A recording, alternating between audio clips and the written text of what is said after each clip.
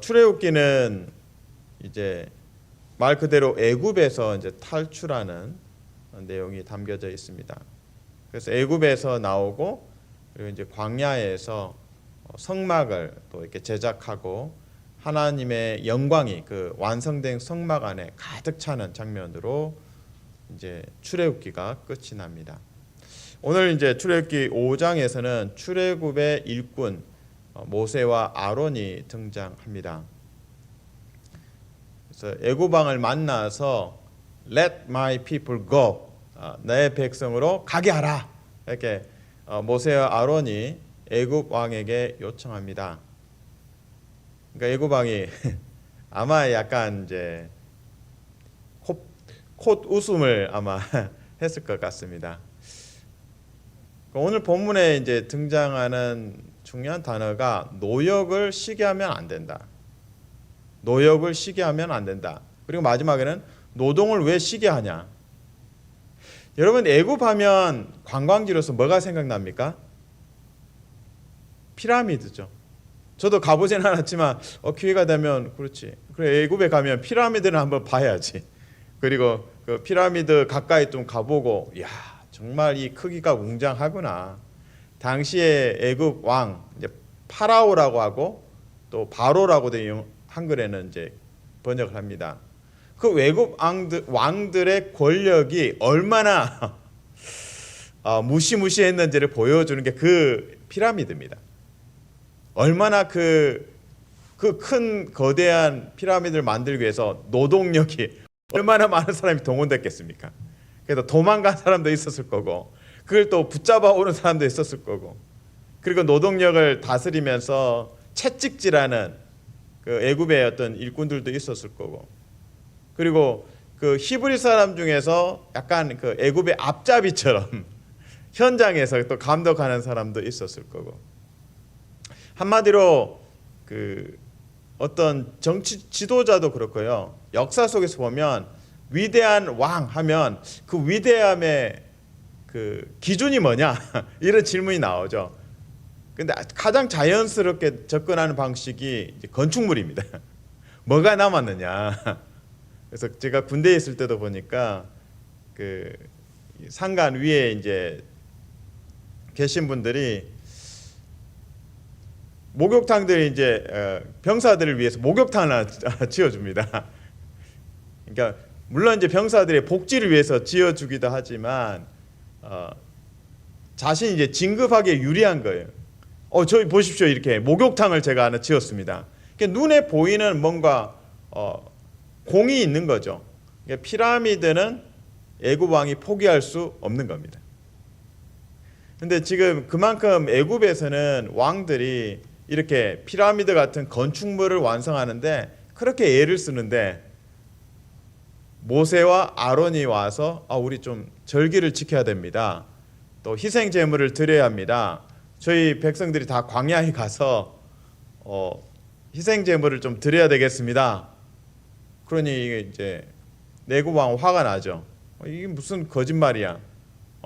나에게 사기를 치려고 해?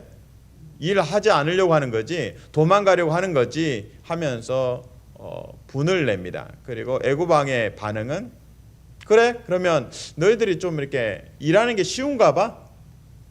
그러면 내가 그 일을 벽돌을 만드는데 필요한 재료들 공급하지 않겠다. 너희가 주워서 해라. 집을 공급하지 않고 벽돌을 그대로 원래대로 원래 요구한 만큼 만들어라. 백성들은 더 고통스럽죠. 이스라엘 백성들은 더 고통스러운 가운데 가혹한 노동에 시달리면서 원망이 누구에게 갑니까? 당연히 모세와 아론에게 가게 됩니다. 그래서 오늘 이 5장 1절에서 9절까지는 그 모세와 아론이 애굽 왕을 만났고 그리고 우리가 희생 제물을 드려야겠다. 광야에 나가게 허락해달라. 그랬더니 애굽 왕은 반발하면서 나 여호와 들어보지도 못했는데 그러면서 오히려 더 가혹한 노동 환경에 이스라엘 백성들이 처하게 됩니다. 참 난감한 상황입니다. 근데 흥미로운 것은 오늘 5장 바로 앞부분 4장에 보시면 하나님께서 모세를 이제 설득하는 장면, 그 사명에 대해서 이야기하십니다. 너가 이제 3장부터 사실은 시작돼서 4장은 이제 구체적으로 설득하는 과정이 담겨져 있습니다. 내 백성의 출애굽을 너가 인도하라. 모세, 너가 사명이 있다. 나의 백성을 애굽에서 430년의 종살이에서 건져내야 한다. 근데 모세의 반응은 뭡니까? 좀 못합니다. 저는 못합니다. 그래서 4장에서 참 제 마음에 딱 와닿았던 모세의 말은 다른 사람을 보내소서. 다른 사람을 보내소서. 저는 할 만한 그릇이 아닙니다. 극구 있게 사양하는 모세의 모습을 보게 됩니다. 근데 다른 사람을 보내소서 라는 말 하기 전에 하나님께서 계속 이제 설득을 해 오셨습니다. 4장에 특별히 이제 두 가지 기적이 있는데요. 첫 번째 기적은 그 지팡이가 뱀이 됩니다. 그래서 뱀이 다시 지팡이로 변합니다. 그런 기적을 하나님께서 모세에게 보여주십니다. 그리고 또 두 번째, 모세의 손이 나병에 걸리게 합니다. 보통 이제 천형이라고 해서 하나님께서 하늘에서 주시는 벌이다라고 보통 나병을 정의합니다. 나병이 걸렸다가 옷에 넣었다가 다시 뺐더니 다시 치유가 됐습니다. 그러니까 하나님께서 모세를 설득하신 과정이죠. 첫 번째는 지팡이가 뱀이 되었다가 다시 지팡이로 돌아오고, 두 번째는 이 손이 건강했다가 나병이 됐다가 다시 또 넣었더니 다시 회복되는 모습까지 있습니다. 그래도 이제 모세는 끝까지 거부합니다. 저 못하겠습니다. 다른 사람을 보내소서. 그래서 하나님께서 또 모세를 설득하면서 내가 아론을 붙여주겠다. 너희 형 40년 동안 헤어져 있었는데 그 형 내가 너를 만나게 해서, 아론이, 그러니까 모세의 주장 그겁니다. 나는 말을 잘 못합니다. 말을 잘 못하는데 애굽 왕을 만나서 그 막강한 권력을 행사하는 그 왕 앞에서 제가 떨면서 말을 못하면 어떡합니까? 하나님의 대안은 아론이 있다. 아론이 너의 대언자가 되고 대변인이 되어줄 수 있다. 그래서 하나님께서 이 아론을 하나님의 산으로 데려옵니다. 다시 말해서 하나님의 산, 신의 산은 애굽의 그 국경을 뛰어넘는 거죠. 애굽의 그 사람들이 살아가는 삶의 범주에서 나오게 하셔서 아론이 나와서 하나님의 산에서 모세를 만납니다. 그래서 모세가 와우, 놀라죠. 40년 만에 자기 형을 만났는데, 그것도 애굽이 아니라 어디서요? 하나님의 산, 신의 산에서 형을 만난 겁니다. 그동안 이제 40년 동안 모세가 원래는 왕궁에 40년 살고 애굽 왕의 그 공주의 아들로 입양이 되었었죠. 근데 이제 살인 사건이 연루되었고 미디안 광야로 왔고 광야 생활 40년 양치기로 살았습니다. 그 형을 이제 40년 만에 만나서 얼마나 할 얘기가 많겠습니까? 특별히 떨기나무 속에서 만난 하나님, 그 음성, 그리고 이 소명에 대한 것, 너가 출애굽의 지도자가 되어야 한다. 그러면서 이제 아론에게 이야기를 하고 이 기쁨의 만남을 가지고 이제 모세는 애굽으로 갑니다. 애굽에 가서 이스라엘 백성들의 장로들을 초대합니다. 초대하고 아론이 그 장로들과 또 이스라엘 백성들에게 모세가 말했던 것을 전합니다. 그러니까 하나님이 약속하신 대로 바로 된 거죠.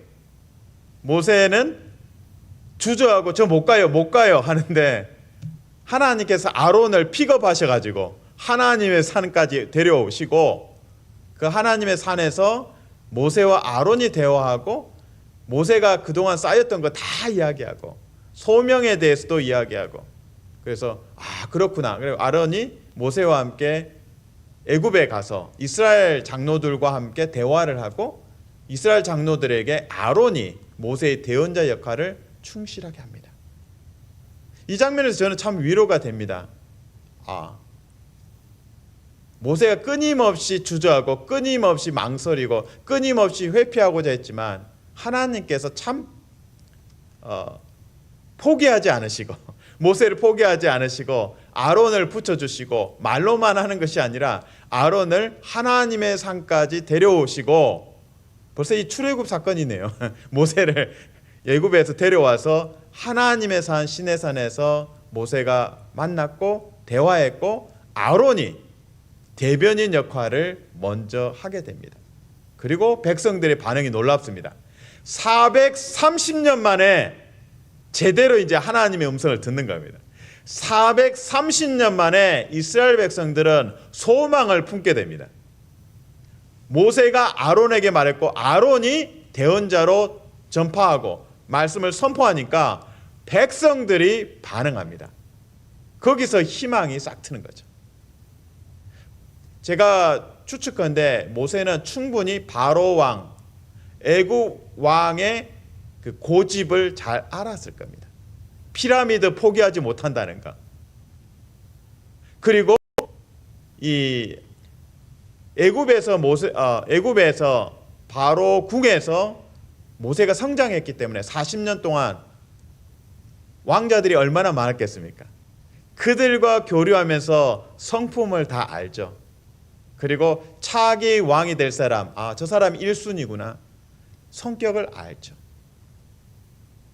그 바로 왕이 통치하는, 애굽 왕이 통치하는 그 나라가 얼마나 크고 피라미드가 얼마나 큰지, 그런 곳에 이제 탑 리더 왕은 거칠죠. 잔인하죠. 고집이 세죠. 그래서 아마도 모세는 머뭇거렸을 수 있겠습니다. 아이고, 제가 안 봐도 뻔합니다. 제가 이전에 40년 동안 왕자들하고 잘 교제해봤는데 정말 고집이 장난이 아닙니다. 근데 하나님께서 모세를 설득하고 또 설득해 주십니다. 그래서 백성들이 오늘 4장 마지막 절, 출애굽기 4장 마지막 절에서 우리는 이 백성들의 마음에 희망이 싹트고 하나님을 경배한다라는 표현이 쓰입니다. 여기서 우리는 희망을 발견합니다. 4장 마지막 절을 제가 읽어 드립니다. 출애굽기 4장 31절입니다. 백성이 믿으며, 대단하죠. 백성이 믿으며, 아론이 모세로부터 들은 바를, 하나님의 음성을 전달합니다. 그러자 백성이 믿으며, 그 말을 믿는 거예요. 백성이 믿으며 여호와께서 이스라엘 자손을 찾으시고, 몇 년 만에요? 430년 만에. 430년 만에 찾으시고 그들의 고난을 살피셨다 함을 듣고 머리 숙여 경배하였더라. 경배하였더라. 여기서 모세는 하나님의 일하심을 보는 거죠. 그러니까 5장은 이미 예상이 됐어요. 제가 볼 때는 모세에게는 바로 왕이 어떤 사람인데 분명히 콧 웃음 치면서 조롱하고 무시할 거다. 그 바로 왕의 반대와 거절을 충분히 예상하지만 오늘 4장 마지막에서 하나님께서 보여주신 역사를 보는 겁니다. 하나님께서 아론을 애굽에서 불러서 하나님의 산에서 나를 만나게 하셨구나. 그래서 모세와 아론이 대화했고 아론과 모세가 이제 손을 잡고 애굽에 도착합니다. 그리고 이스라엘 장로들 앞에서 아론이 대언자 역할을 합니다. 그 대언된 메시지를 듣고 백성들이 믿고 하나님께서 우리의 고통을 아신다, 하나님께서 우리를 찾으신다, 그 음성 앞에 반응하면서 경배하는, 하나님을 경배하는 그 자리에까지 모세와 아론이 와 있습니다. 우리에게 적용합니다. 사랑하는 성도들 축복합니다. 여러분의 삶 속에 때로 주저가 되고 복음을 전하는 것에 망설일 때가 있습니다. 하지만 오늘 본문을 보면서 우리는 도전을 받습니다. 하나님, 저에게도 아론을 붙여주십시오. 저에게도 그 아론을 애굽에서 이 시내 산으로, 하나님의 산으로 데려오시고, 그리고 그 아론과 대화하고 그 아론이 대언할 때에 백성들이 믿고 하나님을 경배하는 그 은혜가 있으면 제가 버티겠습니다. 그 은혜의 자리에 저를 초대해 주시면 백성들이 하나님의 음성을 듣고 믿고 경배하는 그 자리에 우리가 서면 애굽 왕이 반대하고 애굽 왕이 너 안 돼! 라고 해도 거절감 당하지 않고 모세와 아론은 계속 전진할 수 있습니다. 사랑하는 성도들은 축복합니다. 하나님께서 우리에게 아론 같은 동역자들을 붙여주시고, 그리고 하나님께서 동역할 때 듣는 자들이 430년 만에 들었지만 믿고, 백성들이 믿고 백성들이 하나님을 경배하는 놀라운 기적들이, 은혜들이 있기를 주님의 이름으로 축복합니다. 아멘.